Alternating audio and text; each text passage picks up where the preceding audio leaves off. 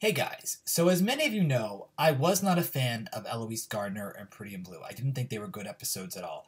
But One Little Tear, I thought was absolutely fantastic. One of my favorite episodes of season 7 so far. It was just so good. And the reason why it was so good was it had two distinct storylines, and that was it. It ended on a cliffhanger too, which was nice.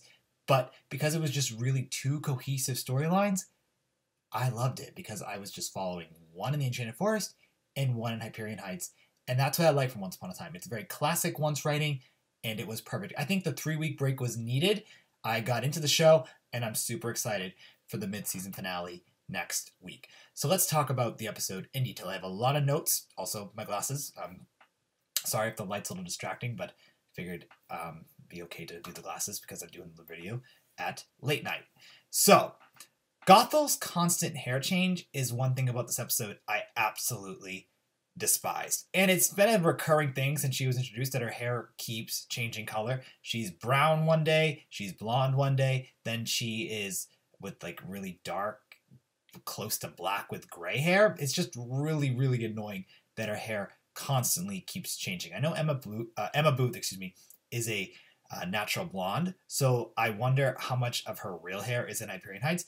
But I've never seen a character's hair change so often. And I don't mean to critique hair. It's not really something I look for in TV shows or movies. But honestly, let's just have it be one constant color.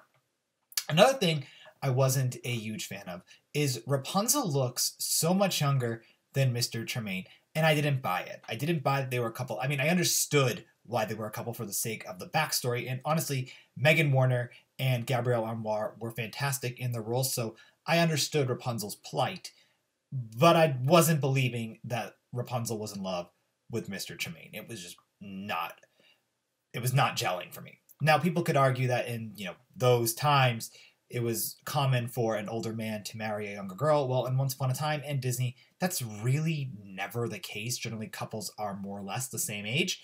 And I just feel that with Mr. Tremaine and Rapunzel, they're like, whatever, who cares? We just need to fill in for Mr. Tremaine because he's not going to be that important of a character. And it turns out in the grand scheme of things, he's really not. But that was just like the two little things that really bugged me with the episode. But in terms of what actually happened with the breath of the episode, it was really fun to watch. So as I said, it had two cohesive storylines. And let's talk about the backstory first. So the backstory was an interesting twist on both the Rapunzel fairy tale and the Cinderella fairy tale, where it had Cinderella's mother marry Mr. Tremaine as opposed to Cinderella's father marry Mr. Tremaine.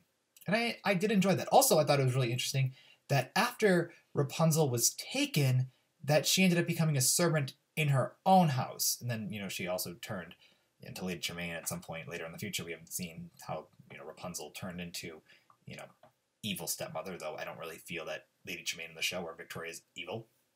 But then she ended up trapping, Cinderella in the house. But I think it's just really interesting that Rapunzel has been trapped her whole life. It was really cool. Now, the episode did try to incorporate many elements of Tangled. I enjoyed that. But there was one thing that really just a little kind of bugged me. But again, it doesn't detract from how much I enjoyed the episode, but it was just super random. It was the inclusion of the lanterns. Apparently, Anastasia and Drizella have been lighting them for years, but Rapunzel just noticed them, the night she was rescued. I was like, okay, I get why you're doing it. It's cool. I love Tangled. I'm glad that the writers love Tangled and they want to add, the lantern theme to the show. But, I mean, Rapunzel should have been looking at those for years because in the Tangled movie, she has been looking at them ever since she was captured.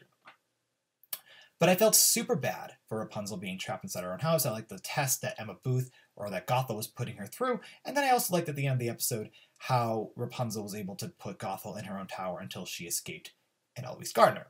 But I really enjoyed the backstory. It was fun. It was a fun backstory. I thought Megan Warner did a really good job, and I'm very happy with what we have. I think it's very interesting that, they turned a Disney princess into a Disney villain.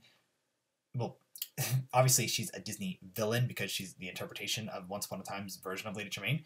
But, she's like a Disney villain light, in all honesty. I don't feel Lady Tremaine, Victoria, to be the bad guy of the show. In fact, I'm still trying to figure out if it's either Gothel or Ivy that's the bad guy for this season. But overall, I think it's a really cool twist, and I enjoyed what we saw.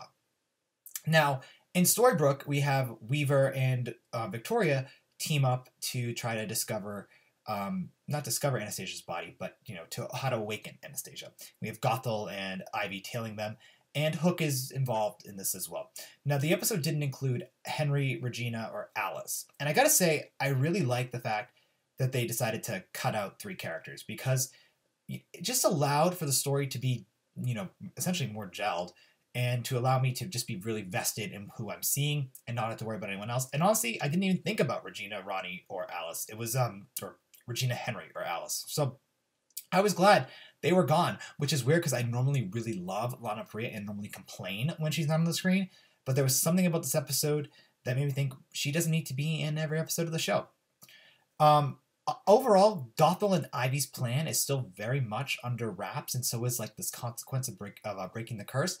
And I do wonder when that will get fleshed out. Maybe it'll get fleshed out in the mid-season finale. That's like one thing I really do want to see. So it has me vested in seeing the next episode, which is good. Now, there was Lucy and Nick and Jacinda. And that was honestly fine. I had no issues with it. But at the end of the episode, Lucy's belief was taken, given essentially to Anastasia, which woke her up. And then Lucy was put under a sleeping curse, which I thought was kind of hilarious because another character in the Mills family has now gone under a sleeping curse. Again, it's hilarious. But I really just liked the way everything played out. I really enjoyed Gabrielle Amar's interactions with Allison Fernandez. I thought they were great. I thought, Victoria's story in Hyperion Heights was fantastic. I thought she was great in the jail. I liked the puns to Orange is the New Black by Ivy. I thought Adelaide Kane, when she was just on screen, was great. Like when she saw Anastasia wake up and she cried. I thought that was a great scene.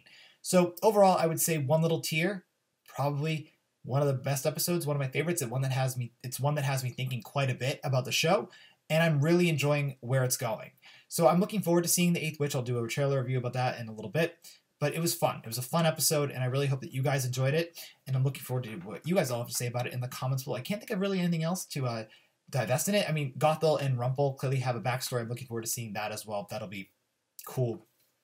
But that's really all I have to say about it. I'm looking forward to the next episode, and I'm looking forward to seeing what you guys have to say in the comments below. All right, thanks for watching. Bye.